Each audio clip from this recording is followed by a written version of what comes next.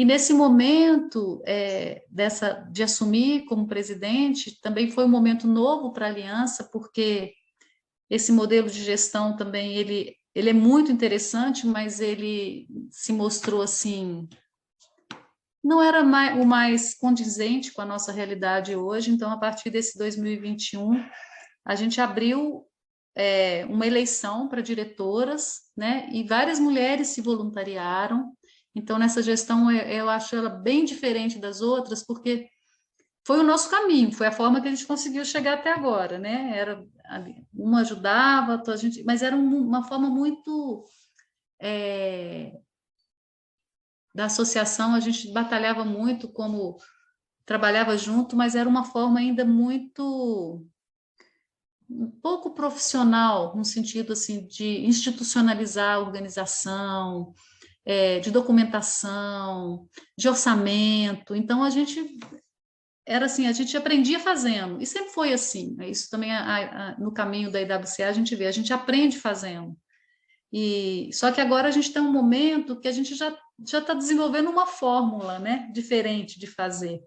Então, nesse primeiro, em 2021, a gente abriu pela primeira vez uma eleição e mulheres novas se voluntariaram. Novas, que eu digo assim, que não era só aquele sucessão de um grupo que já estava desde o início, mas pessoas novas vieram, e a gente fez uma eleição e formamos, né, um grupo de diretoras, assumindo atividades, assumindo papéis que tinham a ver com o seu expertise, com a origem do que elas faziam, né? Então, a gente tem a diretora de comunicação, a de relações internacionais, a de diversidade e inclusão, que também foi uma coisa nova, que atravessa a associação de um jeito muito novo, trazendo essa diretoria, ela traz, assim, questões, né, e atividades que vão muito além do gênero, né, como que a gente, como uma organização de mulheres, não estamos falando mais só de mulheres, né, estamos falando de diversidade, estamos falando de raça, estamos falando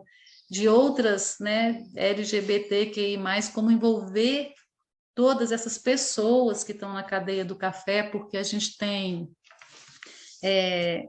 uma coisa muito interessante, que a Associação das Mulheres, elas envolvem também a ponta da cadeia, as baristas, as torrefadoras. Então, essa conexão entre quem produz, inicialmente a associação ela está muito mais voltada para a produtora, mas hoje ela tem essa pegada da cadeia toda, muito mais clara. Então, a gente tem pesquisadoras, baristas, donas de cafeterias. Então, assim, tem um público muito mais diverso na essência, né? Então, esse foi também um momento, assim, que a gente consegue olhar para esse universo maior e trazer outras diversidades para dentro da associação, e as diretoras com papéis mais definidos, né?